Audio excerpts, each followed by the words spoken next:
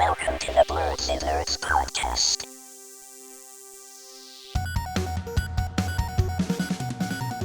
Hello, everyone, and welcome to the Blerds podcast. I'm Shannon. James. I'm Jaja. And we're back bringing you all our thoughts on everything happening in nerd culture. Before we get started, if you are new to the podcast, make sure that you subscribe to us on Apple Podcasts, Spotify, or your podcast app of choice. And more importantly, subscribe to our YouTube channel. Even if you don't have time to watch our videos, just give us a subscribe if you listen to us on any other platform. Maybe like the episode as well, just to show your support there. Trying to grow the video platform. But thank you, as always, to everyone that listens to us on audio. But yeah, got a lot of stuff to get through this week. Everyone's back this week after a brief break. James was somewhere doing something for the Memorial Day holiday, which is fair. So I'll take back my shout out of shame that I gave you last week, James. I did it just to be petty. But before we get into the news for this week, what are some nerdy things you guys have been up to? Nerdy things. I'm going to go first and get mine out the way because it is very quick. So, Okay. a lot of Forza 6. Been playing a lot of Forza 6. Okay. Game is really good. And I caught up in Demons of the Shadow Realm. What is that? That's a new anime that came out. Oh, got it. From the creators of Full Metal Alchemist. So I'm checking that out. It's been pretty good so far. So I'm trying to get back in my anime bag. And then I'm still messing with Marvel Cosmic Invasion. Fun beat-em-up game. Testing out Cyclops and The Thing. They've been a good addition, and there's a future. They plan to do a second DLC and drop more characters and more game modes for that game. So can't wait for that. And that's it. That's it for me. No Final Fantasy again. Week 4, I think 4. Jaja, can you just pick up Final Fantasy this week and finish it again? So close. Yes, I will put that on my pod homework list. Thank you. Yes, blurred consumption for you. Finish Final Fantasy. You're on the last chapter of the game. Copy that. So close. You didn't watch Spider Noir? No, I didn't. Jaja, I'm very disappointed in you. Yeah, the job's been very busy, so I'm gonna have to squeeze in it Spider Noir this week in between. I think all these showcases are about to come out.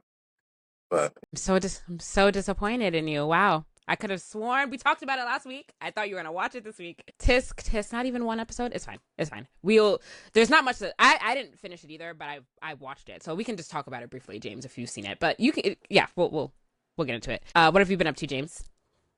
So 2 weeks worth of stuff here. I was out on Memorial Day. I went on vacation in Myrtle Beach with the fam. Heard my shout out of shame. I was very bewildered because I gave a week's notice, but still somehow got shamed. But other than that, I've been watching Dr. Stone, of course, keeping up with the week. It's a spin-off anime from JoJo's called Thus Spoke Rohan Kishibe. So it's about a character from part 4, Rohan Kishibe, the artist. So they say he's a self-insert of the actual creator of the anime. So you haven't watched that. It's 4 episodes, so I only got 1 left. So yeah, I like it. It's JoJo's. Gaming-wise, It Takes Two. Finally beat that. Good story. If you guys plan on playing it, I think you should give it a try. It's a good puzzle platform.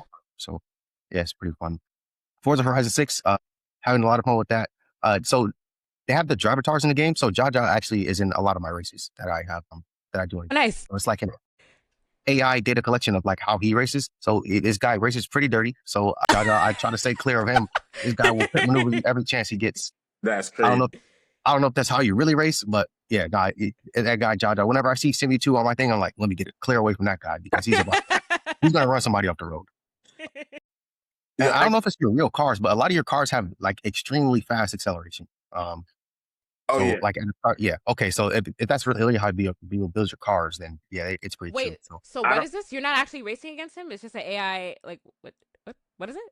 Yeah. So it's like his racing data, but it's an in-game character in my game. So people from your friends list are on the game, but then also people just on the internet. So there's a demon out there named Bowie Knight 99 who is in almost everybody's game, and he drives like a maniac. So Jaja drives crazy, but Bowie Knight 99 drives even crazier. Got it. So they take his player data and kind of use it as a NPC type thing. Got it. That's kind of cool. That's cool. Yeah. So I'll in my races, I still see him. Even if he's not online, it's just his driver style, basically. That's awesome. Yeah, no, I've had a lot of fun with that. Visually, it looks beautiful. Of course. The setting of Japan, it's not that many dirt roads in Japan. There just can't be. So dirt roads are actually my least favorite part of the game. I'm getting all these cool cars, Lamborghinis, Ferraris, and I got to drive a Mitsubishi Lancer on a dirt road. I'm not trying to do no dune buggy race. So that's my like biggest gripe with the game. I kind of leaned away from it. I started playing something else, but yeah, no, it's a good game. It visually looks stunning. Looks like Japan, from what I can tell. I mostly spent time in Tokyo, a little bit on the countryside in Kyoto, but yeah, I wish there was more like street racing going on. That's only great. But I mean, otherwise, super dope You've game. you've been there so many times, so you should know how Yeah, accurate it is, right? Yeah. yeah. It's fun though. Worth all the space on your PlayStation? Definitely not. I don't think a single game's worth that much space. But especially with this RAM and memory crisis going on, that's too much space. So they could have optimized it for sure. But I mean, I think if I do need space on my PC, that'll probably be the first game to go. I'll put it that way. So like I'm not done beating the game or finishing all the stuff. I don't know if there is like a complete 100% with this kind of game, but because it's my first sort of Forza game. But yeah, if I do ever need some memory, first thing to go, guaranteed. But other than that, I've been playing 007 First Light. Oh my god, I've heard nothing but good things about that game. Same. That's the reason I bought it. Man, that game is fun. So it's from the same studios that make Hitman. I haven't played any of the Hitman games, but I like how there's different paths you can take to complete the mission. So like the replayability is high because there's so many different paths you can take to complete the missions. It looks good too, visually stunning. Yeah, I bought it digitally on PS5. I didn't get it physical. It's not 155 gigabytes. I don't know how big it is, but it's not that big. But yeah, I think the game is like 15, 20 hours long. So I might get it probably. So that's not terrible. Yeah. Sometime. Well, not soon, but eventually I'll be it. But I'm not crazy far into the game, but no, I'm having a lot of fun with it so far. What I like that game, knowing what you know about what I don't like to play. You don't like games where you shoot. It's a game game. You're going to be shooting. You don't have to shoot all the time, but you can benefit the most from shooting. Like I'm sure, like down the line, people do like no gun playthroughs and stuff like that because it's so many different options to complete your different missions. So there are probably like ways you can beat it without having to shoot a whole lot. But I mean, there's difficulty sliders that you can change. And yeah, maybe I'll watch a little bit of somebody's playthrough first because I've heard nothing but good things about it. So it did intrigue me, but I'm like, I know that I'm not gonna like the shooting, but maybe this will be my breakthrough into shooting games. I don't know. We'll see. Yeah, potentially. But yeah, no, I've had a lot of fun with that. Reading wise, still just One Piece manga. I need to get back on Dr. Stone. I finished The Hunger Games: Sunrise on the Reaping. Very nice. good book. When that movie drops, I think it's this fall. I'll probably be there to see it. Maybe not the first opening weekend, but I'm definitely planning on seeing that movie when it drops. And then I finished watching Paradise. I was super behind on that. I think they should have ended that season 2. I don't know if you got caught up, Jaja, but it looks though there's going to be a season 3. But I think season 2 could have been the end. I think it probably should have been the end. Severance. I'm almost done with season 2. I got one episode left. Nice. Okay, I forgot you were watching that. Yeah, I did a cosplay photo shoot yesterday. It's pretty fun. So pictures coming soon. And then I watched Spider Noir, of course. Well, not all. I only watched the first episode. Yeah. Okay. Yeah. Only first okay. episode, So never mind. It's good. Yeah, it's very good. I like the direction they're going there. And then just a fun thing that I did. I made this. It's called a paper theater. Oh, I saw that you did that. Yeah. So it's awesome. It was like thousands. Well, not thousands, but like hundreds of pieces. But I had to glue everything here individual. But it's like 3D, so you can see. Oh wait, I forgot I have a camera thing, so it moves. Subscribe to us on YouTube. Yeah, but you got Jolene, Jotaro, and then there's stands in the background if you can see them. But since it's 3D, you can kind of see it from different angles. But yeah, super awesome. Cool. I think I got you guys one from Japan one year. Yes, yes, you did. Put them together. Yeah, I was just gonna mention that I gotta build the Attack on Titan one. You got me. I still got it. I gotta build mine. I have mine on display in the box, like on my. No, I had mine on display in the box too. Yeah, but I actually put it together. It was a lot of fun to put together. It took maybe like 2 hours. The instructions, they have English instructions, but it's Japanese by default. But really, you just need to look at the pictures. So, yeah, about 2 hours. All you need really is glue, because it's like perforated, so you can just punch it out with your hands, the different pieces. But yeah, no, I think you guys would enjoy that. Okay. Yeah, I have to put mine together. I will. Awesome. Nice. Okay. I also watched Spider Noir. I watched the first 4 episodes, so I'm on episode 5. So we don't have to like talk about it really crazy since Jaja didn't watch it. But oh wait, James, did you watch it in color or in black and white? I meant to ask Black and white, of course. But yeah, I also watched it. Episode like this. I also watched it in black. I've been watching it in black and white, even though I heard that the color version is also very good. But like, I don't have the time to be watching the same episode that I just watched over again in color. So I'm just watching it in black and white, and it is very good. I'm enjoying it. At first, I was like, "Oh, can Nicolas Cage really like pull this off?" But like, he's actually been pretty good. So it's been great, and I've been having a great time watching that. Yeah, I'm enjoying it. Do you know? So, fun fact, I was listening to a podcast earlier that was like they were reviewing the first episode of Spider Noir. Do you know how much it cost to make this show? How much would you think, James, from what you've seen so far, what the budget for this show was? I'd assume like standard budget, so like in the millions of something. But like, where in the millions? No idea. 30. Okay. 30. You would think, like, because like even though like I mean, yeah, there's some CGI stuff going in there, there's some special effects, but like you wouldn't think it would be like anything crazy. It costs $400 million to make this show.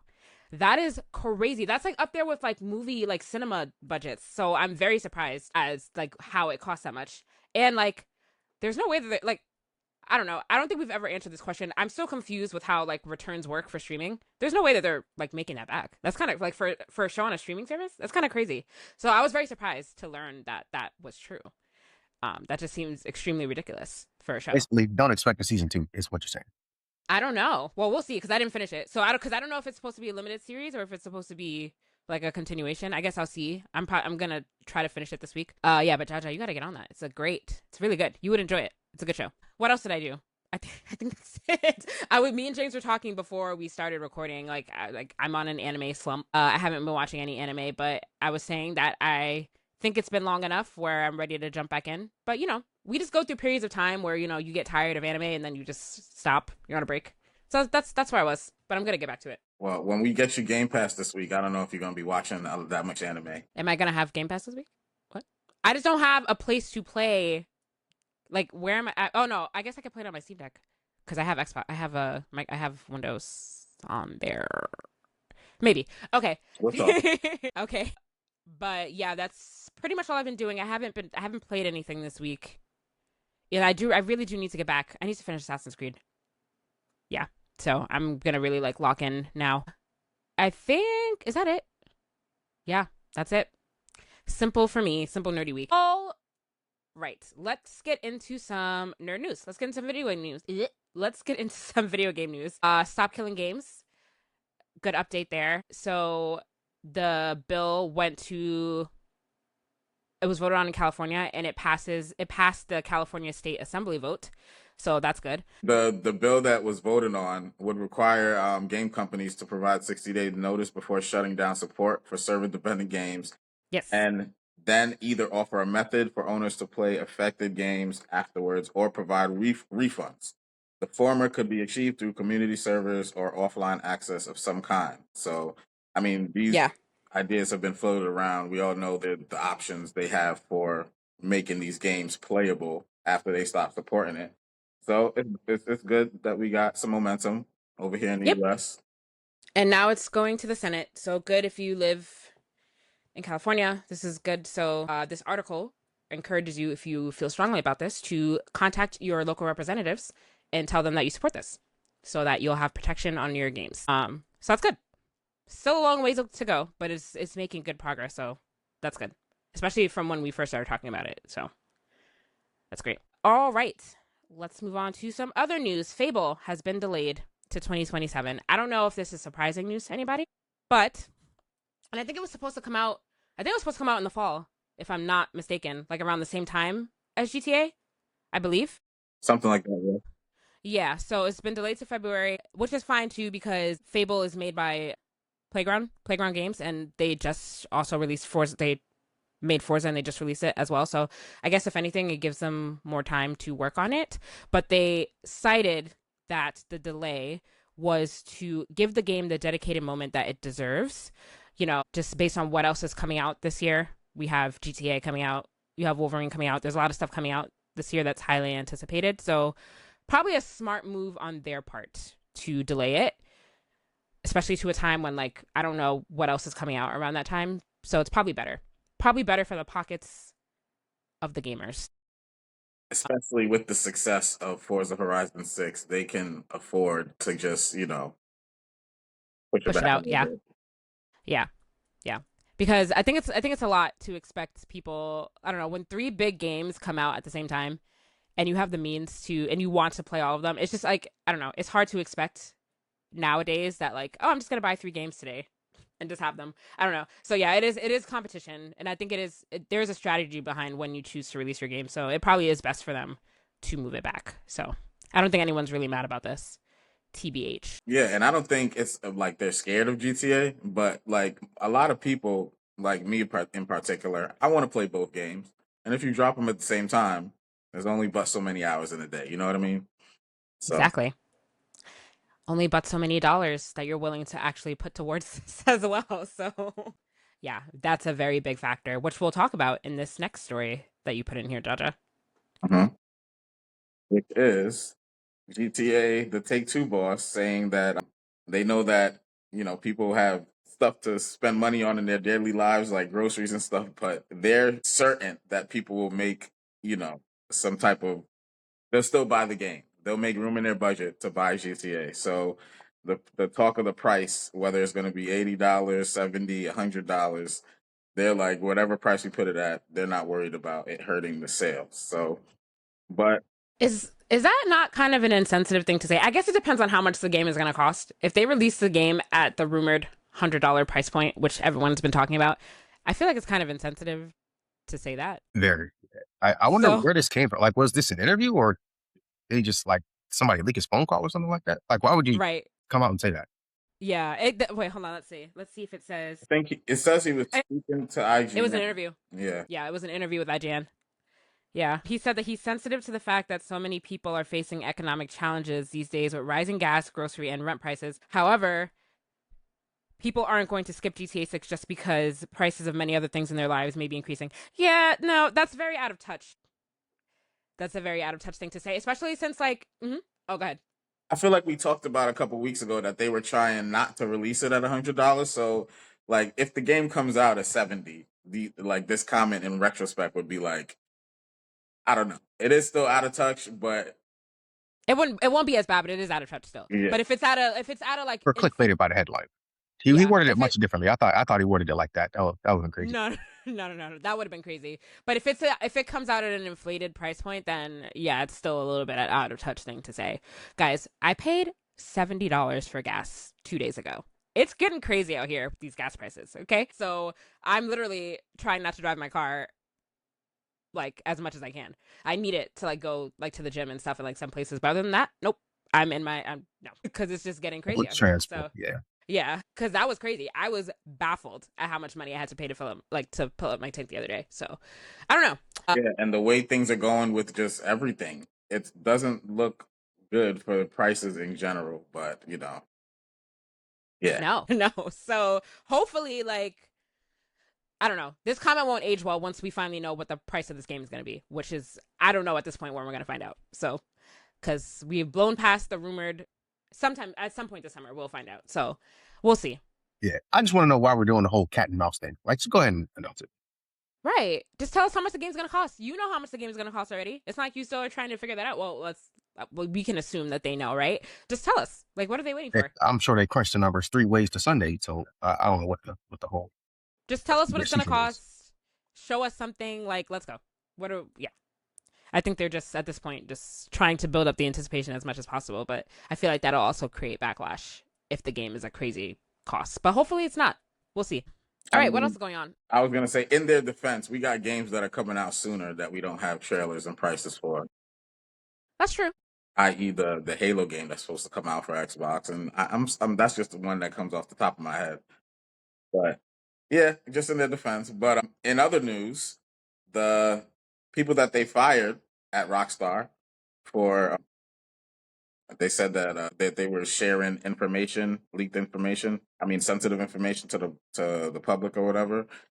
They just they have announced the Rockstar Game Workers Union, and they are going to be suing Rockstar, trying to get justice for the firing. And there are current employees and those 30 people are part of the union, so they're looking to get justice for getting dismissed. Yeah, and it looks like they have a strong case, so hopefully that all works out well for them. Well, hopefully they do. I feel like they do have a strong case. So we'll see. But yeah, hopefully they're able to do justice for the wrongful termination there, because that was crazy. Yeah, Rockstar, do what you got to do. Y'all aren't, hurting for money right now, so. No, definitely none of these companies are hurting for money. They're just killing us for money. They're just, but they're, yeah. I was going to say, in an article that I didn't even post, I forgot, somebody from Rockstar or Take-Two said that they're expecting the sales for GTA Online to go up with the release of GTA 6 as well. So Oh, probably. they're not worried Probably. about their old game even dying. They expect that to keep going strong too. So yeah, so they're not hurting. No, Help the definitely not. people And that. especially not after this game comes out. They won't be like with the amount of profits that they're projecting off of it. They're just fine. So, yeah. And speaking of big games, we got another big game coming out this year. The next Call of Duty. It seems like we get a Call of Duty like every other day. It feels like. Has it even been a year since the last Call of Duty came out? I don't even know. But I can't keep track of these games. I think they drop October. The last one? Yeah, I think it's like October every year, or if not Okay. November. Oh, so when they're okay. So Yeah, Call of it for Duty sure game comes out does every come out single every year. year. Okay, got it. So this one is Okay. going to be Modern Warfare 4, and it's going to be in South Korea. Yeah, that's what it seems like. Yeah, it's going to feature 3 different campaigns, storylines, and it looks like they're making some changes to the gameplay to make it more realistic. They're taking out the Omni movement that was in the last Call of Duty, where you could like sprint in every direction, but they're doing something new with like the backward slide, and the way you sprint, you can actually see the stamina of your person. You'll see when like they're running out of stamina. And yeah, it seems like they're trying to make it more realistic the way the guns move, especially when you're creeping around corners. It's going to react to the physics of the things that are around you. And yeah, we'll see. We'll see. I'm going to try it out. I always jump into the new Call of Duties, but it doesn't, it hasn't been that much game breaking, game changing stuff happening with the game. So hopefully they can do something with this one, especially with the failure of the last one.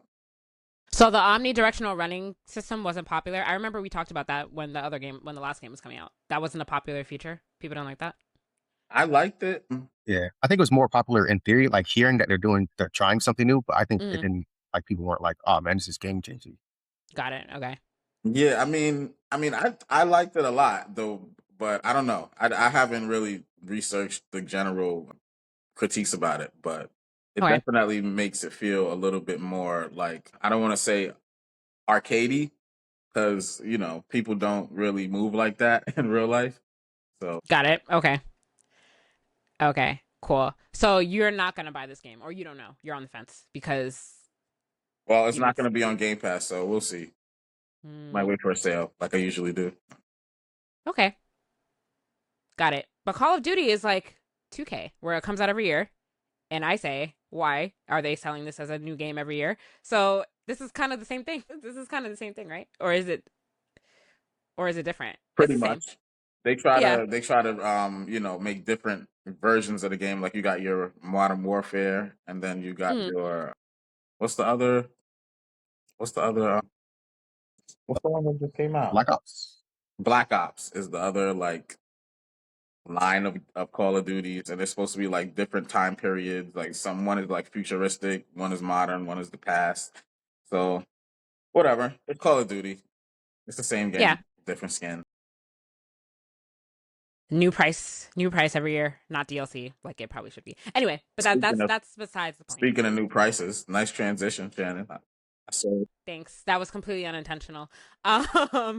So the Steam Deck has been sold out for a while, and it came back in stock at a higher price point. One will say a drastically higher price point. So it came back in stock, and the 1 terabyte OLED model has gone up in price to $950, a $300 increase over its original price, which is crazy. And it's sold out again, but like I'm gonna use the word sold out lightly, because it's like we don't really know how many units they restocked. Like they could have put 5 units back in stock and it would have sold out again. You know what I mean? So I doubt that they've sold hundreds of thousands of back in stock consoles at this price point. So just do your due diligence before you dig too much deeper into that. But that is crazy, and that is like peak example of where we are right now in this economy, and the true effect of RAM shortage, and like how that's affecting prices of consoles and things like that. $949 is a little steep. I don't know, guys. What do y'all think? Yeah, I think that's way too steep. Yeah. And I'm sorry, is this 300 increase like over time? Like, did it go up before, or did it just jump? Like, is it $300 more from when it was last in stock, like however many months ago? I That's think that was so overnight change. Yeah. that is so crazy. And like I feel like that's not something that you can just do. I feel like they have to like say something. Did they not say something about this beforehand? Or did it just pop back up in the store and it cost $9.50? They didn't announce a price increase? Yeah, I think they announced it. I'm trying to Did they? find who announced it. Yeah. No, I mean like before it went back in stock. Or, Did they or announce or that did there they was going to just be a price put it increase? up on the store and increase the price? Oh, I'm not sure. Yeah, I'm not sure where because the that's kind of what it seems like. I don't remember seeing anything of anyone talking about how they were going to increase the price of the OLED models. Yeah, So that's true. Like I mean, I didn't see a Valve published article on this. I'm getting it from other people. I haven't even looked on the Valve site to see, how it looks. But this is absolutely insane. This is like really bad news for Valve. Like they've been doing really good recently, and this is, I think, a misstep to make their most expensive Steam Deck the same price as what the Xbox Series X, which is a arguably better handheld. Like it mhm. outperforms it. It's more powerful. It might not be OLED. It's 1080p, but I Oh, mean you mean the the the Ally? the ROG Ally X, the more expensive Yeah, one. yeah, yeah. Mhm. I mean, this was supposed to be competing with that, and that lower price point was definitely a selling point. I mean, yeah, this is bad. And then you got the Steam machine coming out, and this is the price of the Steam Deck. So there The goes Steam my machine is coming out. Quotes. We still don't know when. there goes Quotes. there goes my dream for a $700 max Steam I told machine. you. I told It's you it was over gonna for cost that. Yeah. $700 max. That's Not That going to was be a nowhere not near only that. that, Xbox Helix is about to come out. If these are the prices of these machines that have been out for years, what are we looking at? Like over a Yeah. thousand dollars for the next console? Next I gen is told insane. you. It's gonna be yeah, next gen is gonna be super expensive. They're not gonna sell as well because it's just not like I don't feel like we're in a position right now to just be buying $1,200 consoles left and right. But yeah, I told you, Max, this Steam machine was not gonna be $700. But like this is finite proof that there's no way that at max it's gonna be $700. It's definitely gonna be whoop, it's gonna be up there. Off the floor. Starting Yeah. point. Yeah. So yeah, and we still haven't heard anything about it yet. So at this point, I feel like they're nervous to even release what the price is going to be because I think I it's just going to mean, be if it's selling out, outrageous. even with all the backlash, like But that's what I'm saying. Like selling out, what does that mean? How many units came back in stock at this price point? Because I was reading the comments and people were like, this could be manufactured, and I was like, I was looking into it. I'm like, it could be manufactured. Like it's all manufactured to create buzz. Like oh, it's sold out.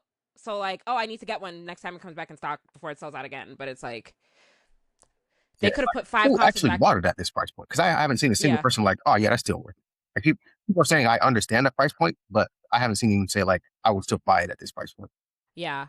Like they and could have put 20 consoles back in stock and then 20 people bought them and then there's like, "Oh, it's out of stock, guys. We're in high demand." Like no. You know what I mean? what's interesting with the release of the controller and all the stuff with the scalping and how they came up with the you got to reserve your spot and the new system to avoid the whole everything being sold out in 2 seconds. It's interesting, how they moved with this release. Yep, it was really shady. It's if they really didn't announce it ahead of time, definitely shady. Like, "Oh, it's going to go back and it's going to go back going to come back in stock, guys. It's been sold out for months. Here you go. $300 more expensive."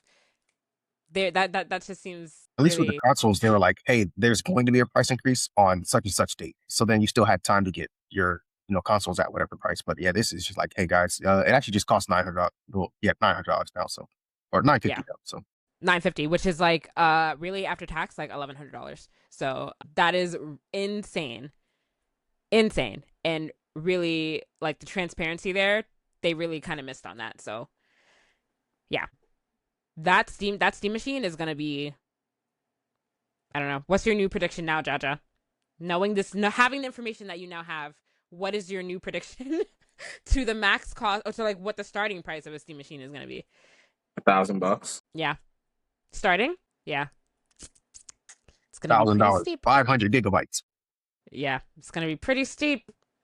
It's gonna be pretty steep. And again, still don't know when that's coming out. So again, I'm just convinced that they're scared to just announce it at this point. I don't know. It's going to be 14, 13, That's 14. crazy. Imagine, that's crazy. Do you think people would buy that at that price point?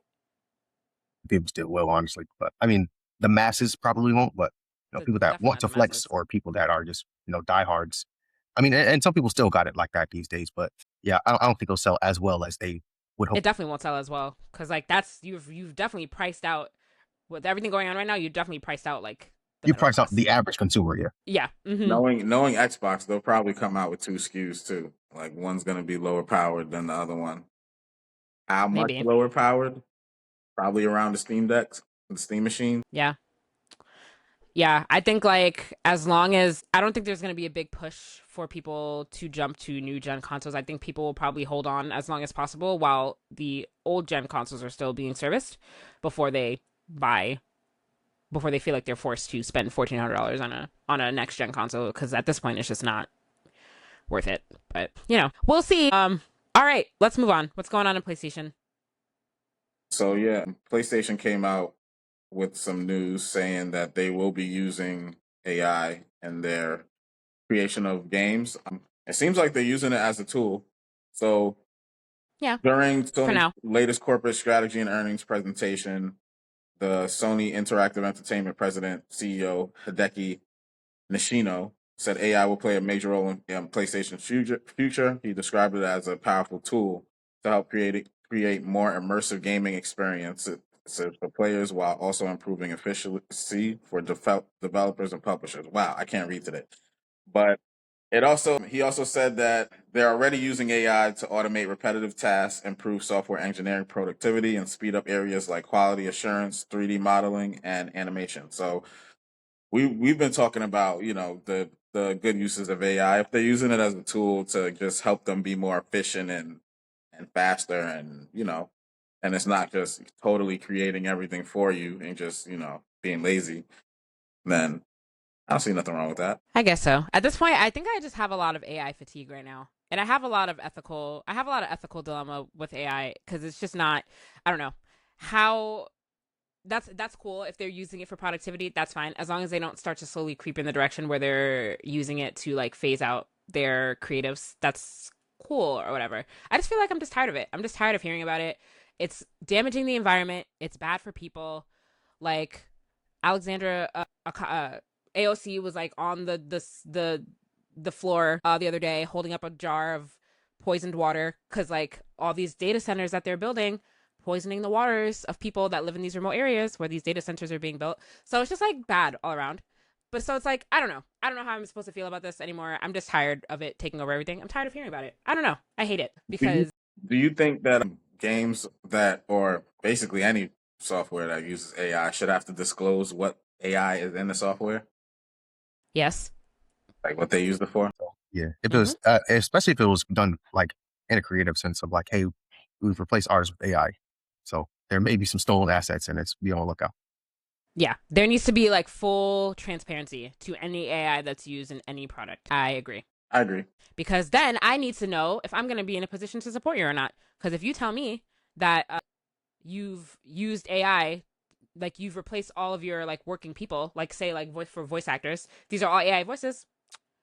I'm not gonna. I mean, I'm sure that that's the reason why they like are not super transparent now because then it's like not gonna get anywhere. But whatever. But then I'm gonna make a decision to not support you if I know that all these voices are AI voices. But yeah, there just needs to be like some kind of transparency there. But yeah, I'm just tired of AI. I just want it to be dead. I know it's not gonna happen, but like I hate it. Anyway, I think about like where we like when the internet was coming online, like we weren't really old enough to even have thoughts about it. But like I feel like they're comparing like AI to like the biggest thing since like when the internet happened. But I don't know when the internet came online, I don't know if it was like this damaging to I have to do some research because I don't know, but it just feels like it just feels like it's very damaging to Corporate greed, yeah, yeah, so it's bad. It's not great. Don't like it. Anyway, I'm on a soapbox about this because I talk about this all the time, but That's just how I feel.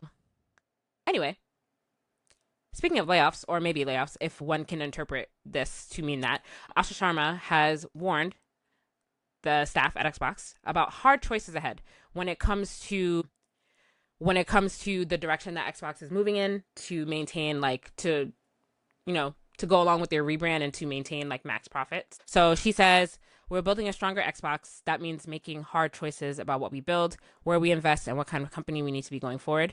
This is part of what you are starting to see in the shift from Xbox to Xbox, like all caps, sure, which still sounds stupid when people say it that way. But and then she said it reflects a decision to be deliberate in how we show up for the players who care most about this brand. So it's very vague. No one knows what that means. So I guess we'll see. But a lot of people are interpreting that to mean like layoffs as like hard choices. That's what a hard choice is. But I don't know. We'll see. Like cancellation of upcoming projects and like maybe some studios. I don't know. Like what does one interpret hard decisions to mean when it comes to this? So a lot of the conversation I've seen around the hard decision is gonna be whether to go back to exclusives or not. Yeah. And she was saying that she apologized and admitted that it was a big mistake for the Game Pass price increase to happen, and that slowed down the progress of Game Pass. And quote, this is what she's saying: growth slowed down and subscriber loss accelerated after the pricing and SKU changes last year. Since our price reduction, we have seen acquisitions grow and retention improve, which is the first good step. So basically, they took off Call of Duty, lowered the price, and now subscriptions are growing again, and they're seeing growth. Mhm. So Yeah. this leads to me to think that they're thinking about taking first party day one games off of Game Pass.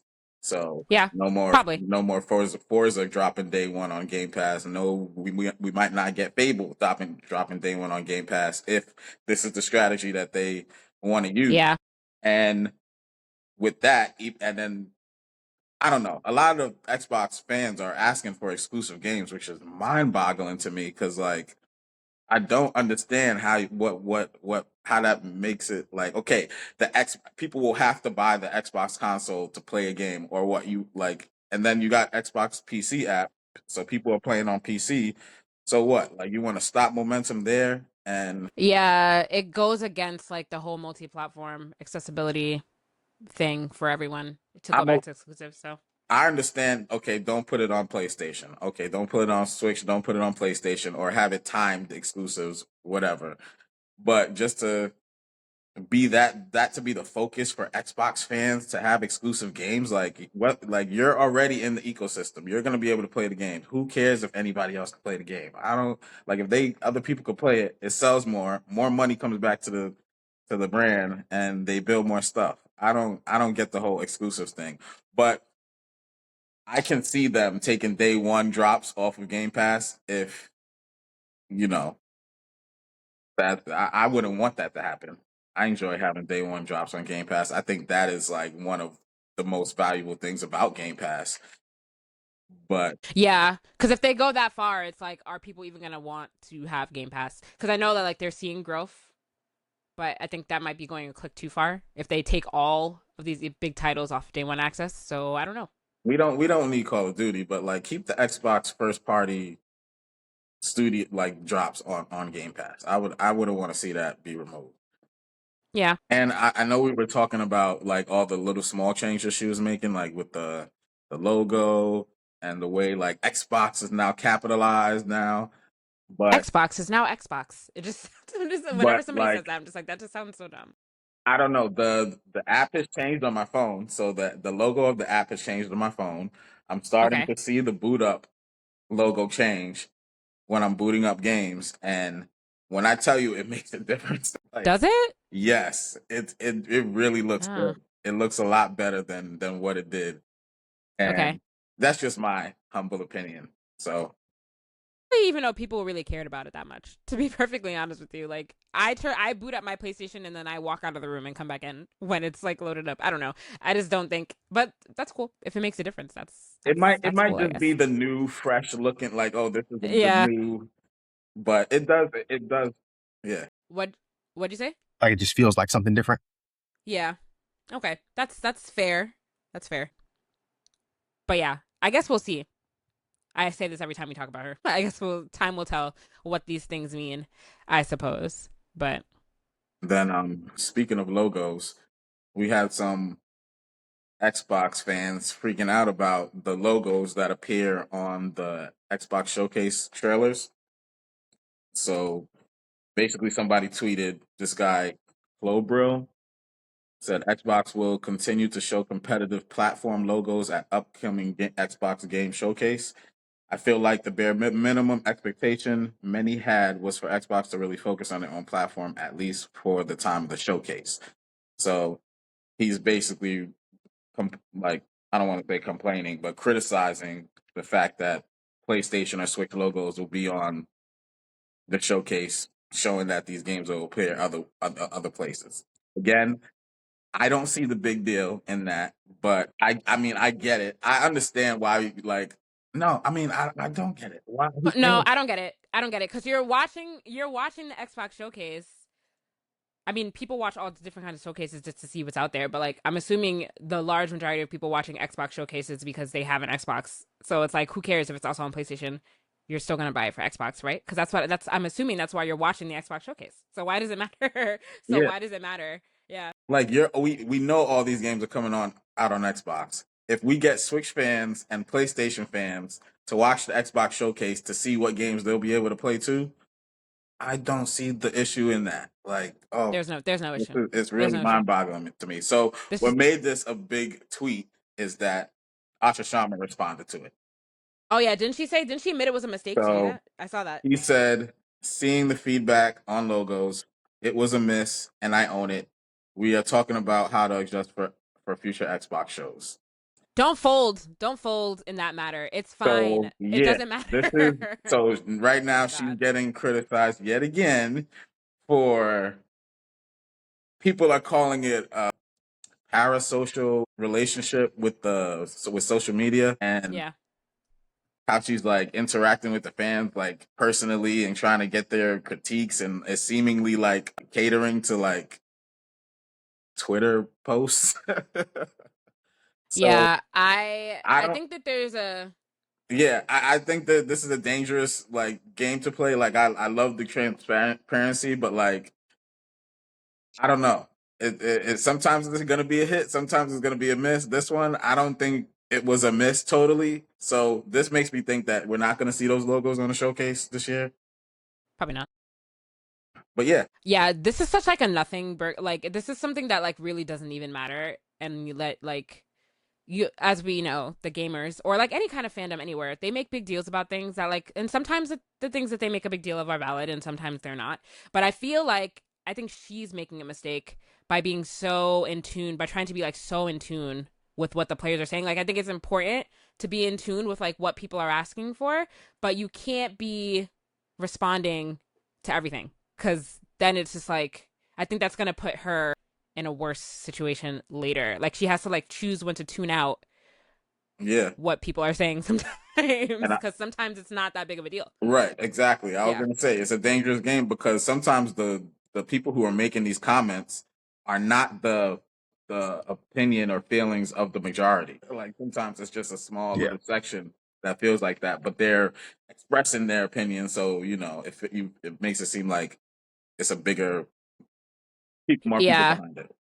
I mean, I think she's in an interesting position because I feel like there's a lot of pressure on her to do well. And especially because like she came from a background that had nothing to do with games or gaming. So I feel like she feels a lot of pressure to perform well and to appease the fans and to appease the Xbox community. So I feel like she's overextending herself in a way that is not necessary 100%. So hopefully she finds a good balance there. Perfect example of you give them an inch, they take a mile. So, I mean, she was doing things in goodwill, and now you got the vocal minority starting to speak up, and then she's responding to that vocal minority. It's only going to get worse from Yeah. here. So, Yeah, exactly. yeah, She needs to find a good balance because again, like competitor logos on your things, it really does not matter. Like that's such a people, chronically online complaint.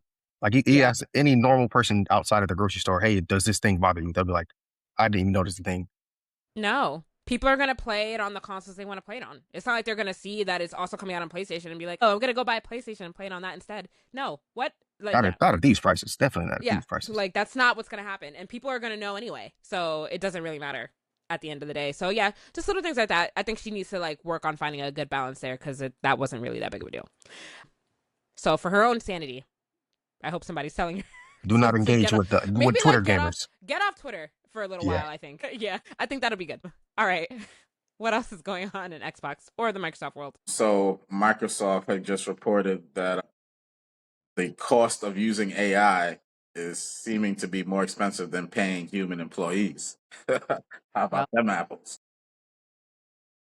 So, I mean, I'm not like really versed in the technical aspects of what's going on here, but basically, there's some companies like, including Uber, who are saying they've already burnt through their whole entire budget for their AI coding, and even Microsoft is canceling most of its direct Claude code licenses and instead moving engineers towards using GitHub Copilot CLI. So it sounds like they're scaling back on their use of AI. It sounds like. So I thought that was interesting. It is interesting. One can only hope that this continues to bite companies like in this way. Like it needs to backfire on them at some point. So yeah. Or the AI bubble.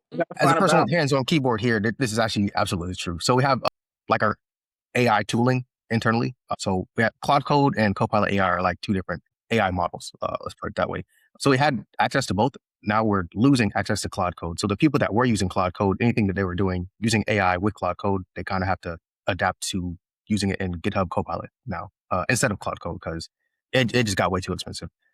So yeah, your AI tokens, that's the actual cost of using AI. It started to spike. So of course, Claude Code costs money because we don't outright own Claude Code, but GitHub Copilot CLI, that's a Microsoft thing. So they want to stop using the one that we had to pay more for, essentially. So, but yeah, it's gotten to the point that it costs more in AI tokens than it does to actually pay people to do the stuff that we were replacing. But that's true for kind of most companies now. It's like it's like a drug game. The first hit was free, and now you kind of got addicted to using this thing, and now it just costs way too much. And yeah, they're starting to realize like, okay, it's not all sunshine and pancakes like we thought it was. Sunshine and pancakes. Yes, that's a good metaphor there. I can't wait for the AI bubble to burst. Hopefully it's soon. I'd love to see it happen. Yeah, it's nasty out there. People are gaming the system because some companies, they do have like stack ranking of like how many AI tokens you're using. So they're checking like, all right, per employee, how much AI does this person use? So people, of course, game the system. They're like, well, let me start running prompts that just use mad AI tokens. So it looks like they're using a lot of AI tokens, which they are, but they're not actually doing anything productive. So like, it's like, oh, this person uses a whole lot of AI, but like they're not doing anything actually with AI. They're just running up the token cost. So, but that costs money on the company's end. So yeah, they have found a way to game the system, and there's no real measure of how productive. Yeah. So I think if someone figures out a way to measure productivity and your AI token usage, then maybe things will get back on track. But yeah, right now it's completely gamified. It's like just high score for the sake of high score. It like you can have 1 million tokens used in a month, and you maybe did one code change versus someone else who has half that amount, and they've done way more productive things than you have. So yeah, it's a tough situation across the industry as far as AI token usage goes. Interesting. Yes, that is very interesting. Yes, James, thank you for that. Yeah. This makes me happy to see. Hopefully they don't figure out a way to measure that. They probably will, but people should continue to do this. I encourage that. Okay. What else? What's going on with? So yeah, what's going on with Subnautica 2? Yeah, Subnautica. So we missed this a little while ago, but so a game called Subnautica 2 dropped. It was in early access, but I think the big outrage is people ended up finally reading the end user license agreement, and it was extremely severe. What people found out was in that end user license agreement. Yeah. So just kind of at a high level. So it basically says, it outright says, hey, you don't own this game. So that's first and foremost when you get that game. So you don't own it. There's restrictions on streaming, screenshotting the game, recording, and any other type of content creation or monetization. So they have it's restrictions on that. So let's say you were like a TikToker and that's your genre of game. There's restrictions on what you can and can't post as far as that game is concerned. Okay.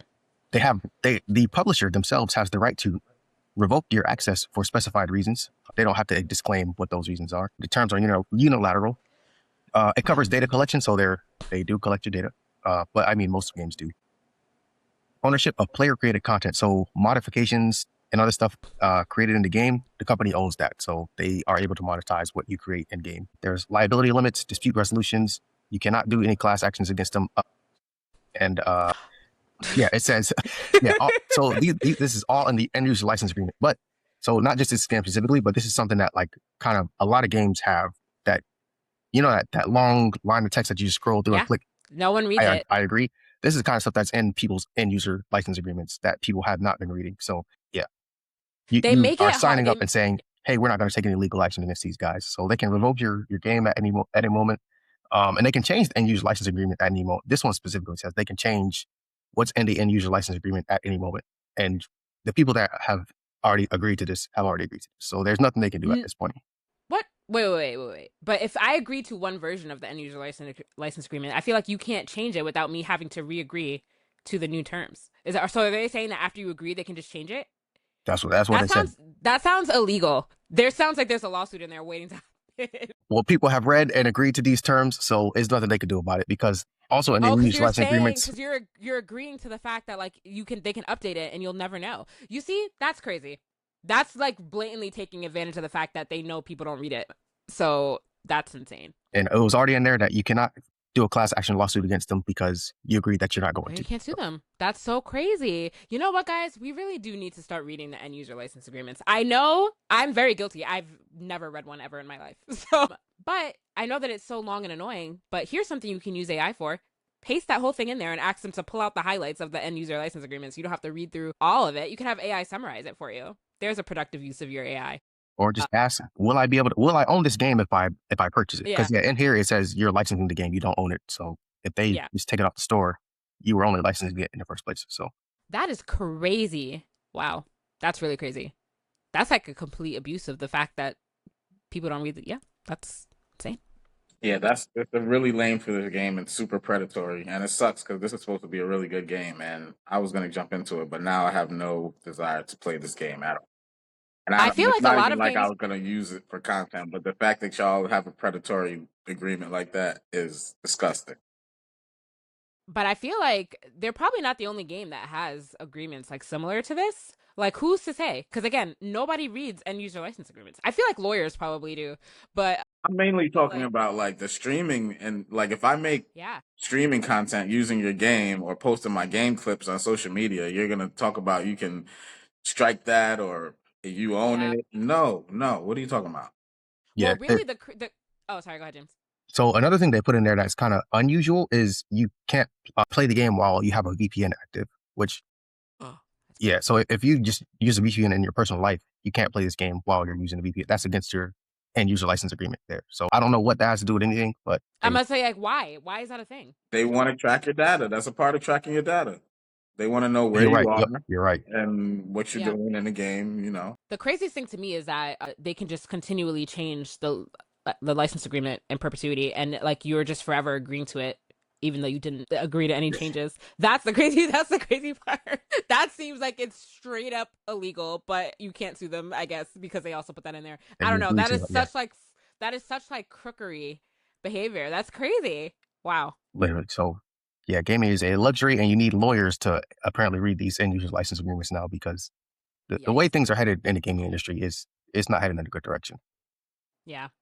I mean, really, I think this only affects really the people that make content off of this stuff. But it's like, because I don't know, like if you're just casually gaming, I don't think any of these would apply to you on a regular basis. But if you are a streamer, then stuff like this definitely applies to you more so. But that is insane. Yeah, the whole ownership debate and the ownership part of it, I guess. Yeah, the ownership part of it applies to regular videos. Even in outside of gaming, like we've kind of already accepted it in other versions of entertainment when it comes to streaming. Like we don't go buy movies and TV shows. We're okay with streaming it, not knowing that this show can just disappear, go away. We can't, like, if they can alter, there's been stuff on YouTube where they've altered scenes in old shows and updated it, and you can't get that original version no more because it's a stream now. So yeah, I guess there's the value really in, we really do probably need to go back to just buying physical copies of games, because you own your physical copy of a game no matter what they try to tell you. That is yours. You So, don't. well, Even with the Even those physical are that's copy, true. end-user That's license true support. too. Yeah, yeah, that's true. it's still just a license to, it's permission to play the game. I know. That's crazy. So Wow. That's really baffling how crazy that was. Okay, well, I'm gonna start paying attention to those things more. Yeah. Good thing I never had a desire to play this game. So that's good. All right. What's going on with Forza? Well, we talked about it a little bit already, but what else is happening? I mean, it's been a really big hit. It's saying 6 million. It has 6 million players in a week, and basically the Game Pass argument is, can games be profitable coming out on Game Pass day one, has come up, and they're saying that it's doing really good, even though it might have done better in sales if it wasn't on Game Yeah. Pass. That Well, it still found some type of balance. well, we've talked about this before. I have said I don't understand how games make money when they come out on Game Pass, or like, and we talk just streaming things that stream in general. I don't really understand the revenue. Like, how does revenue generate? I don't know. I have no clue. And I think we've looked this up before. We weren't able to find like a solid answer. Yeah, we don't know But the who knows? contract details of what the agreement is. I'm sure, like it must depend on the publisher. In this case, for Xbox, they first party studio, I would expect them to get paid in some way from being on Game Pass. So it just depends on how much. And then they're also selling games. So Yeah, but then like Crunchyroll, remember we covered the story with Crunchyroll where it was like they introduced a new program that would allow like their earnings to scale based on how popular the show was, because before it was like they weren't earning any extra money if their show like blew, if your show blew up. You know what I mean? So like it's all like it's kind of interesting like how that all works. So I'm wondering like what the typical agreements are of games that go to Game Pass right away yeah, instead of. hopefully it's something similar, especially for like an indie studio. Like if you get paid, let's say you get paid to have your game on Game Pass, and then it does really, really good. Hopefully you get some type of kickback or royalty or something like that. Yeah. I don't know. But who knows? But and also Forza Horizon 6 broke a 3-year drought for first party Xbox games charting physically in Japan since 2023. So Nice. they've been trying to push for gaining ground over there in Japan, and it seems like this game has done good over there. And that's good to That's hear, awesome. being that it's Yeah. based off of their region. I would want to see it do good over there, knowing that, they're enjoying Yeah. it. Because if they Yeah. didn't, then that would mean there's something wrong. That we would have to take a closer look at the game. But people are also curious if we're gonna if they're experiencing Bowie Knife 99 over there and what are their reactions to him. So Wait, if they're what? Bowie Oh, Knife the guy? 99, because Yeah. this driving avatar is like going viral right now for like every time people spotting him, they're like posting screenshots because apparently the way this driving avatar drives is super dirty. Like super, super dirty. He would try and spin you out at the end of a race and like, yeah. I gotta work on my drive avatar because I don't want him to be a dirty driver like that. Can't have that reputation. Because Hey, I mean, my it's already in your experience has driver data. been, when you're coming around a corner, you might touch up on a car, but like in general, I've been experiencing pretty clean races. Like even when I go online, people aren't really trying to like spin you out and just like dirty. I haven't experienced a lot of dirty driving, so I'm surprised my driving avatar is dirty driving. So let me fix that. I was about to say something. I lost my train of thought on that. Cool. Any other thoughts about this before we move on to the anime awards? Which I'm so sorry, guys. We are late to the anime awards because it happened last week, and technically we should have talked about it last weekend. But I didn't had no clue. I had no clue they happened. I was saying this. No, I forgot to vote. remember, we were waiting for James, Shannon. This was all on purpose. Oh yeah, this was all planned. Never mind, guys. We didn't forget about it. You're right. I did forget to vote though. So We needed the full team, but yeah, a lot to talk about here. okay, shall we go through the winners? Cool. So, anime of the year went to My Hero Academia, the final season. What did you guys vote for this? I voted for Gacha. I would have voted for Gacha if I remembered to vote. James, Jaja, what did you vote for? My vote was My Hero Academia. Like Okay. for watching the last season, I was like, oh, okay. Like I might have to reconsider because just the buildup of the show, it just climaxed in the last season, and for people who have been watching the show, like Yeah. it was a good finish. Yeah. A good finish. Okay. Fair enough. But I feel like Gachiakuto was pretty good though. I feel like they were probably like bumping up against each other in terms of votes. It would be interesting to show like how many people voted, like to see what the comparisons were. Yeah, I at think least they should. percentage wise. Yeah, I think they should release that in future anime Yeah, awards. And then but anime of the year is hard when it's a continued series versus something new. Like, Yeah. how do you weigh that against each other? You know? Well, there's no real criteria. Well, there is because it's like half fan votes, right, and then half judge voting, or do the judges just put up the nominees? I forget. it's a combination of the two. Combination. Yeah. Okay. They did. I like that they branched out, and it's not all just shonen or shoujo. Yes. Like they put Yes. Hikaru died in there, took Kobe's original sin in there. So yeah, I think we had branching out. talked about that when we talked about the nominees when the nominees were released. Like it wasn't just a shonen fest. That's great. We should continue in that direction. Speaking of that, I wish I would have sent you the guys the post I seen on Instagram where somebody put up a versus of all the shonen characters versus all the isekai characters. It was crazy. There was probably like 200 characters, 100 on each side versus, and yeah. I hate isekais.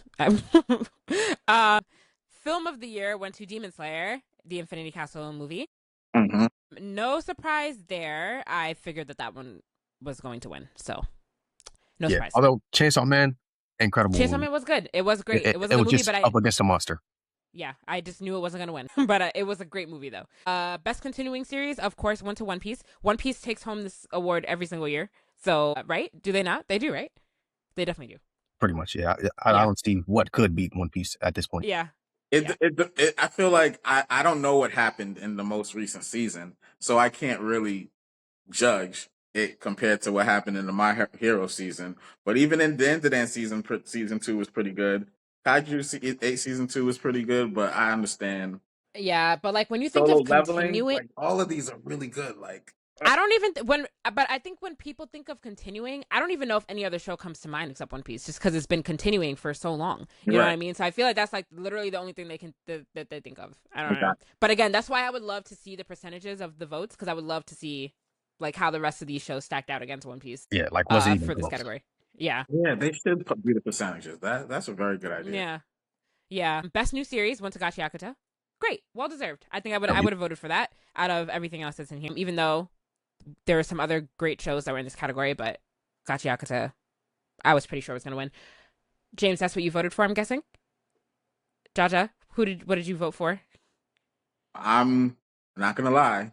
I haven't finished the first season. Got you. I know you didn't finish it. Yeah, so you didn't vote for it then, right? What'd you vote for? Episode like 15 or 16. My vote would have been for Kopi's original sin. Oh, so did you not vote either? Not on this category, no. Oh, got it. Okay. I mean, Kopi's Original Sin was a great show. James didn't like it, but it was good. It was good. All right. Best original anime went to Lazarus, which I haven't seen. I don't think I would have voted on this because I have not seen any of these. So, but you've seen Lazarus. You guys have watched Lazarus, right? Yeah, I like Lazarus. I haven't. Did you vote for Lazarus? Oh, you haven't seen it? I thought you did. Nah. I know it's on my list. The only one on this list that I saw was Moonrise, so I would have been biased and voted for Moonrise. Got it. Okay. But you voted for Lazarus, James? Got it. Okay. Best animation went to Solo Leveling Season 2. No surprise. That's tough. That's tough. My Hero, the last season, went off. But I understand animation-wise why it went to Solo Leveling. But even Dandadan's animation was... Dandadan has great animation. Yeah. Yeah, so I don't know. But Solo Leveling deserves that one. Yeah. Okay. Fair enough. Did you vote? You voted for Solo Leveling, James? I'm sure. Yeah. Okay. Best character design went to Gachiakuta. I agree. Not much to say there. That's where I voted. Jaja, did you vote on this one? I mean, I feel like this is the one that should go to One Piece every year because their characters are so unique and like colorful and stuff like that. But yeah. I don't know. Gachiakuta had a really unique character design, I think, that we haven't seen really in a while, at least. So I would agree with Gachiakuta. I would think that it would have. Best director went to Akinori Furisaka and Norihiro Naganuma from Apothecary Diaries season 2. Cool. I liked the season 2 of Apothecary Diaries. So, and I'm trying to see, yeah. I mean, this was a tough category too because all these shows are really good. So I don't really know what the criteria was for this. Yeah, So that was my yeah, question. Like, what makes it the best director? Are we talking about the way it was I shot, don't know. combined with the story, combined with like what? Maybe I don't. Yeah, because I don't know how the fans really are supposed to vote on this. Because like, Yeah, what I just criteria are vote they for the show voting I up liked. against? Yeah, exactly. Yeah, this one I feel like I think there should be categories that are like just for the judges to vote on because it's like, do the fans really know what they're talking about when they're voting for the best director? I Nah. don't know. Probably not. Best background art went to Gachi Akuta. I feel like this could have gone either way. I feel like Dan to Dan also could have gotten this. I feel like Summer Karu died also could have gotten this. I feel like I don't know. Yeah, I feel like he could have won. Would have probably been mine for this. Yeah, but what'd you vote for, James? I voted for Apothecary Diaries. Okay, yeah, Yeah, I feel Apothecary like that Diaries had also is another beautiful one. scenery. That like when I think background art, I'm like, oh, what does the scenery look like? But in Gakki, Yeah. it's like it's just trash in the background. Yes, it's true. Best romance anime went to The Fragrant Flower Blooms with Dignity. Yes, I think I would agree with getting that. a mention here. I know that Jaja, you voted for this one, right? You voted for Dandadan and romance? Because I remember we went back and forth, and I said that I don't consider Dandadan a romance anime. I would have. I like the romance in Dan. I enjoy that. Yeah. I don't think compared to the rest of this stuff, though. Oh, wow, James. This camera movement's going to be great for me when I edit this.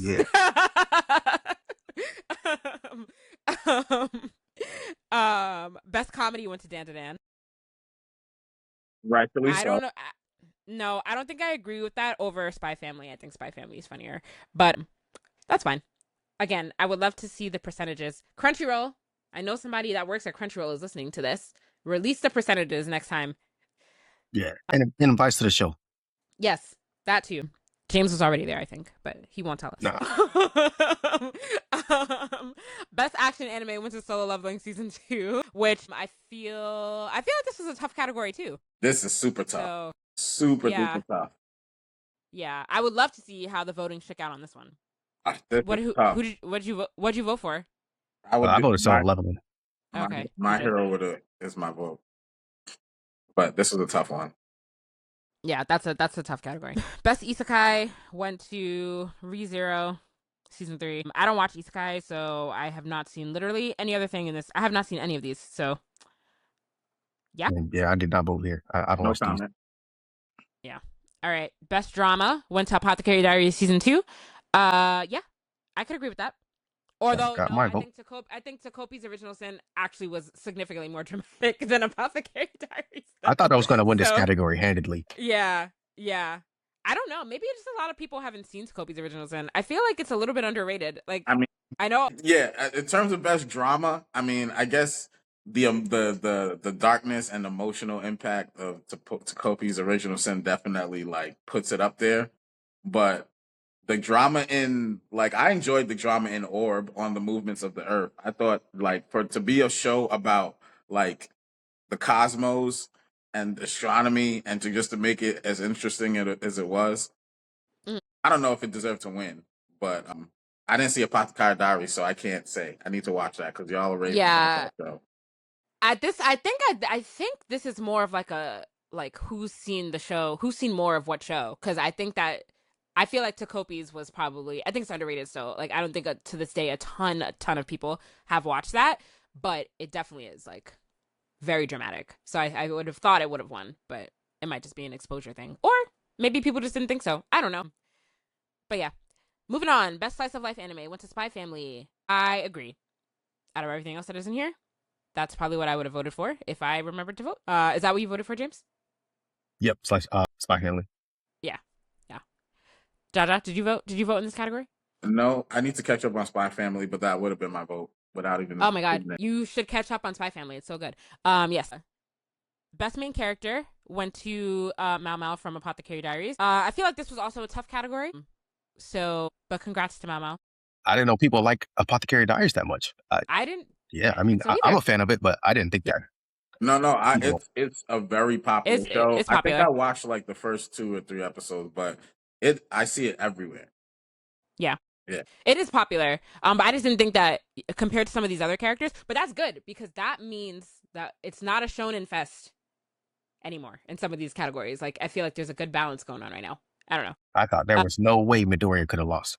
That's what I voted for. But that's good. There's a change in the tide there. Best supporting character. Well, you got Bakio from My Hero. So, but this was also a stacked category, I think. So honestly, I think he beats out everybody in this category by far. Like Bakugo, you're probably right.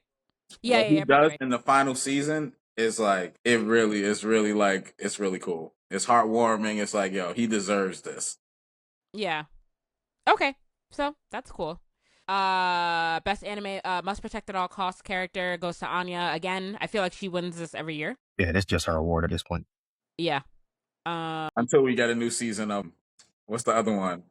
The Ranking of Kings. Yeah. No, but didn't she win over him when he was in that But when he was in this he's category? the only one that can compete with her in my brain. I know, but I feel like he still didn't win when he was competing with her. Because he can protect himself. That's the only difference. No, Anya can protect herself too, kind of. I don't know. Because I remember when he didn't win, and I was like, no, but he has to win. I'm very behind on that show also. Best anime song goes to Iris Out from Chainsaw Man, the movie, which I would have voted for because that song is awesome. So I agree with that. Best anime score went to Demon Slayer, the movie, which I think I can agree with. I don't remember the score of the movie, but sure, let us. Yeah, for the music categories, I don't remember much music.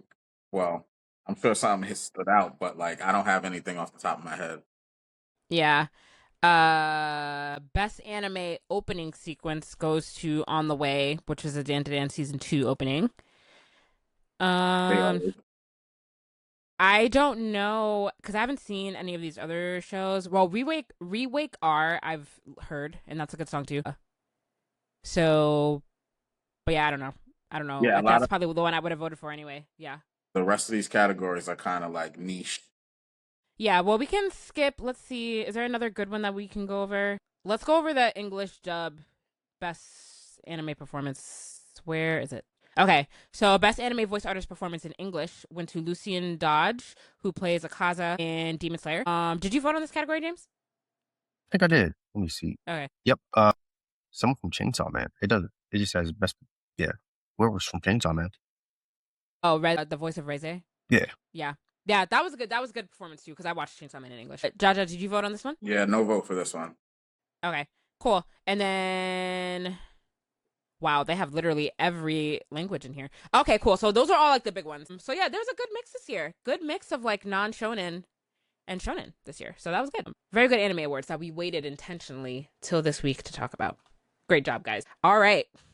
Before we wrap up, a couple more things before we wrap up. Moving on to TV and movie news. X-Men 97 Season 2 got a release date. It's coming out July 1st, a couple weeks from now. So that's great. And we got a trailer. Trailer looks great. So I'm excited to jump back into X-Men. Should be good. I think I need to rewatch Season 1, but I'm excited for Season 2. You guys are going to watch, right? Yeah. Super excited. It looks like, and the trailer was leaked, so we talked about it a little bit last week, but the different like generations and timelines of X-Men that they're pulling from the comics is pretty cool. Like it's making me want to go read some Marvel comics before this show comes out. But yeah, it looks like it's going to be excellent. Season 1 was phenomenal. I really don't know how they can do better, but I'm down. Yeah, I'm definitely looking forward to it. We also got a confirmed release date for Creature Commando Season 2. I completely forgot about this show. Wow, I never finished Season 1, although it was good from what I saw. So when is Season 2 coming out? Jaja? I'm trying to find it in this article. Well, it seems like it's a little clickbaity because it sounds like they're speculating it based on when everything else is coming out. Never mind. Hate that. All right. Yeah. Shame on you, clickbait. Speculation. There's speculation about many things. And everything that everyone's been speculating about this year has not come true. So I'm over speculation. Yeah, I apologize for that. But Creatures Commandos Season 1 was really good. So looking forward to it. All right. And just upcoming June releases for Marvel and DC. We are in June. We're already halfway through the year. That is crazy. Okay, what else do we have to look forward to? Supergirl. It's coming out in July, right? Or June? June. No, June. Duh. Lanterns is coming out. Are you guys excited for Lanterns? I am. That should be good. Yeah, I'm gonna check that out. Yeah. Clayface also coming out. Wait, Lanterns and Clayface are coming out in June? That's a lot. No, Clayface Wow. is coming out later. Oh, got it. The ones coming out in June are actually there. So there's an animated movie, I think, Superman, Batman, Apocalypse, Mm-hmm. and then there is Well, all this like Marvel's Iron Man and stupid stuff. its awesome friends. So basically, it's a kid show on Disney. It's where a kid show. everybody had Iron Man suits. That's pretty cool for a kid show. But then we got this is the big one that I wanted to share with you guys. My Adventure with Superman season 3 Wow. is coming out June 14th. I kind of forgot about that show. I don't think I watched season 2. I fell off on that. I fell off on the show so hard, but it was good. But I just never I don't think I finished season 1, but it was good though. I was enjoying it, so I need to catch up. This is more on the animated side of things. But yeah. June has some stuff coming. Did you watch The Last Kill, Punisher? Did you see it? Not yet. Okay.